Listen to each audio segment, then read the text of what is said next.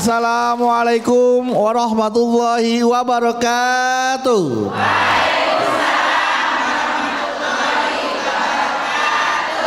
Alhamdulillahirabbil alamin wassalatu wassalamu ala asrofil anbiya mursalin wa ala alihi washabihi ajmain amma ba'du. Jamaah, senang sekali hari ini saya Bedu kembali hadir menemani Anda dalam program Majelis Ilmu kesayangan kita, di mana lagi kalau bukan di Jalan Dakwah yang disiarkan dari Masjid Al Khairiyah Menara Syariah yang berlokasi di kawasan CBD Pantai Indah Kapuk 2. Dan seperti biasa jemaah, Jalan Dakwah setiap episodenya selalu memiliki tema-tema yang menarik untuk kita simak dan insya Allah bermanfaat untuk kita semua. Yang nanti akan dikaji melalui tausiah bersama guru kita yang alhamdulillah beliau sudah berada di tengah-tengah kita. Langsung saja kita sapa, sudah ada Ustadz Encep. Assalamualaikum Ustadz. Waalaikumsalam warahmatullahi wabarakatuh. Wow, Amazing. Ini bajunya warnanya merah hati. Merah Hati. Merah hati apa merah hati? Oh, sama. Ya, merah marun, merah hati sama Bu ya? Marun. Kalau merah hati sama apa beda? Ibu aja beda nggak sama jawabnya. Baik Pak Ustadz, ini jamaah juga sudah hadir banyak Pak Ustadz ya. Alhamdulillah. Sudah ada dari Majelis Taklim Hidayatul Khair Tangerang, Majelis Taklim Anur Fadilah Desa Telaga Murni Cikarang Barat. Assalamualaikum.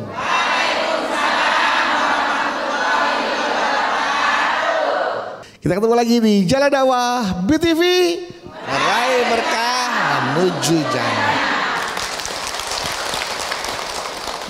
Bu, pernah nggak ngerasa bersalah banget sama diri sendiri? Pernah. Aduh, nyesel gitu ya, kayaknya gue salah gitu kan. Banyak banget nih Ibu ya, ditemukan kisah orang yang pernah melakukan kesalahan fatal sampai nggak yakin Allah itu mau memaafkan kesalahan kita. Duh, kayaknya udah nggak mungkin nih Allah maaf, ini kayaknya fatal banget kesalahan kita nih. Ya, sampai akhirnya larut dan dalam rasa bersalah, dan parahnya lagi malah menjauh dari Allah. Aduh, nauzubillah min dzalik. Jangan sampai Bu ya. Allah itu tidak pernah menutup pintu maaf untuk hambanya. Jangan menjauh dari Allah Bu. Gara-gara kesalahan fatal dalam hidup kita, jangan pernah menjauh. Karena Allah tidak pernah menutup pintu maaf untuk hambanya. Selalu terbuka, kapanpun, anytime, anywhere. Kapanpun Ibu ingin datang kepadanya, datanglah ya. Nah inilah Bu ya yang akan nanti dikaji oleh Ustadz kita, membuka pintu maafmu seluas-luasnya agar hati menjadi plong. Jadi mari maafkan diri sendiri baru maafkan orang lain. Jadi kita maafkanlah Bu kesalahan yang udah kita buat, maafkan diri sendiri baru kita memaafkan orang lain. Ya ingat, Allah saja Maha Pemaaf, masa kita tidak memaafkan orang lain apalagi diri kita sendiri. Betul Bu? Kalau kita langsung saja kita dengarkan tausiah dari Ustadz Encep. Silakan Pak Ustadz. Baik Kang Bedu, terima kasih. Mohon izin. Silakan. Assalamualaikum warahmatullahi wabarakatuh. Waalaikumsalam warahmatullahi wabarakatuh. Ibu. Ya Ustaz. Ibu. Ya Allah, cantik-cantik banget. Pada sehat Ibu ya. Mudah-mudahan ibu-ibu yang hadir di sini insya Allah Allah berikan keberkahan. Amin. Allah ampuni dosa-dosanya. Ibu, ya, Ibu pernah enggak tidak pernah memaafkan orang lain? Kok tidak pernah memaafkan orang lain? Ibu pernah enggak tidak pernah memaafkan orang lain? Tidak. Ibu pernah nggak maafin orang gitu dah? Nah gitu dah. Ibu pernah nggak maafin orang? Nggak? Misal ada orang yang minta maaf sama kita, gua maafin. Bu, kita bisa memaafkan orang lain kalau kita bisa memaafkan diri kita sendiri. Kalau dengan diri sendiri aja kita belum bisa berdamai, belum bisa memaafkan diri kita, bagaimana mau memaafkan kesalahan orang? Terkadang orang ketika dia merasa, aduh kayaknya dosa saya gede banget ini mah, kayaknya Allah nggak bakal ngampunin dosa-dosa saya. Ujung-ujungnya apa? terus bikin dosa karena apa? Berputus asa dari rahmat Allah karena merasa saya mah nggak mungkin diampunin Allah, dosa saya gede banget rasanya. Ibu, kalau kita melihat dosa-dosa kita terlalu besar, kalau kita sandingkan dengan ampunan Allah, justru ampunan Allah jauh lebih besar. Makanya kata Allah apa? La taqnatu mir rahmatillah innallaha yaghfirudz dzunuba jami'a innahu huwal ghafurur rahim. Jangan berputus asa dari rahmat Allah. Kenapa? Innallaha yaghfirudz dzunuba jami'a. Allah itu bakal ngampunin semua dosa-dosa kita. Yang namanya manusia banyak dosa ya Bu ya. Al insan mahalul khata wan nisyan.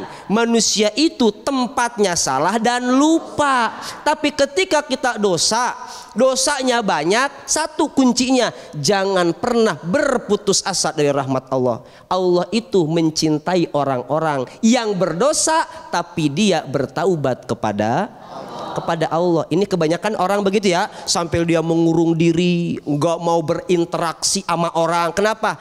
Kayaknya saya udah kotor banget dirinya rasanya. Ada yang begitu Bu? Dan na'udzubillah, saking dia malunya dengan perbuatan dosa yang di masyarakat itu adalah perbuatan yang luar biasa dosa, ada orang yang mengakhiri hidupnya. Itu gara-gara apa? Berputus asa dari rahmat. Sebesar apapun dosa kita, sebanyak apapun dosa kita, Allah ngampunin gak dosa kita? Pasti ngampunin. Maka ketika kita melakukan dosa, bertaubatnya harus yang benar-benar, yang disebut dengan taubatan nasuha. Imam Qushairi Ibu, di dalam kitab Risalatul Qushairiyah ada 3 rukun taubat nasuha. Yang pertama menyesali, yang kedua meninggalkan dan menghindari, dan yang ketiga berniat untuk tidak mengulangi. Ada berapa Bu? 3. Yang pertama menyesali, yang kedua meninggalkan dan menghindari, yang ketiga berniat untuk tidak mengulangi. Ini rukun tobat nasuha. Ketika kita mau tobat, benar-benar mau tobat, pertama an-nadam dulu. Kita sesali dulu. Ya Allah, saya nyesel melakukan dosa ini. Nyesel ya Allah. Dibuktikan dengan apa? Ibu sholat, ibu minta sama Allah, ibu nangis sama Allah. Ibu pernah nangis gara-gara dosa? Yakin? Lebih nangisan gara-gara dosa? Lebih nangis karena banyak dosa apa karena banyak utang? Pertama harus menyesali dulu, itu rukunnya kata Imam Qushairi. Rukun taubatan nasuha an-nadam dulu. Kita menyesali dulu. Nyesel karena kita udah ngelakuin itu. Yang kedua al-ikhla, meninggalkan perbuatan dosa itu. Jangan sampai balik lagi. Kalau itu balik lagi namanya mempermainkan Allah. Ibu nggak bener-bener taubatnya. Sama yang ketiga wal azam.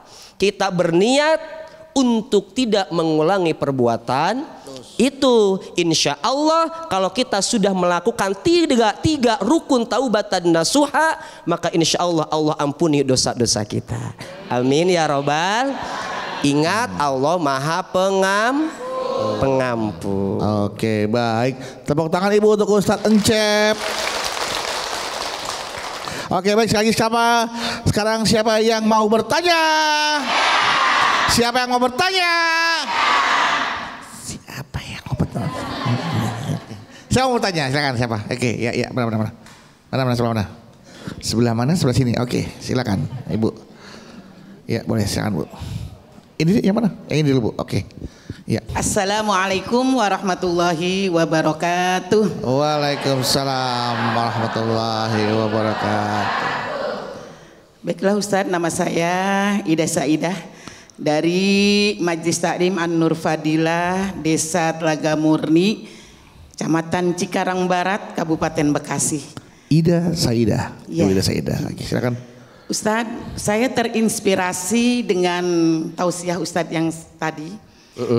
Saya terinspirasi cerita dari sahabat saya yang mana sahabat saya itu dulunya pernah menjalankan sesuatu yang dilarang oleh Allah Subhanahu wa taala.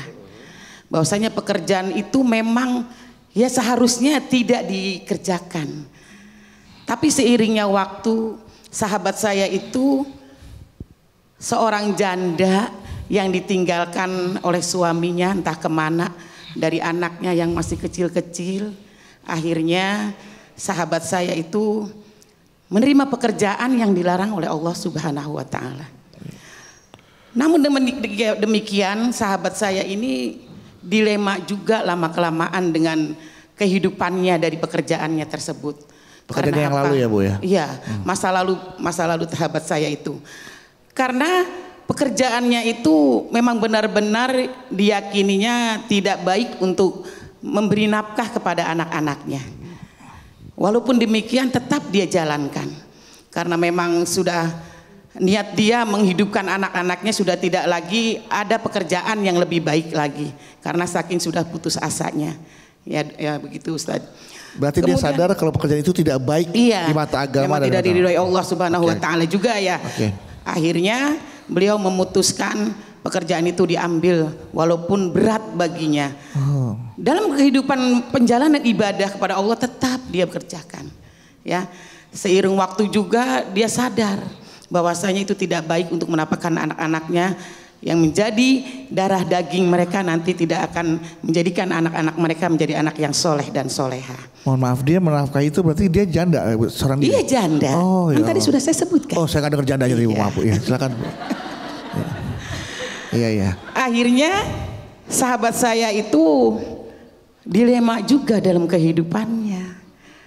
Yang akhirnya sahabat saya memutuskan untuk mencari pekerjaan yang lebih baik lagi. Dia niatkan, dia memotivasi ke diri dia sendiri ya bahwasanya pasti Allah memberikan jalan taubat kepada dirinya dan memberi hidayah pada dirinya. Ya setiap malam dia taubat ya. Akhirnya seiring waktu juga akhirnya dia dapatlah pekerjaan yang lebih baik. Yang halal. Yang halal, alhamdulillah. Dan dia sadar betul bahwa ini baik dan halal Bu ya. Dia sungguh senang sekali.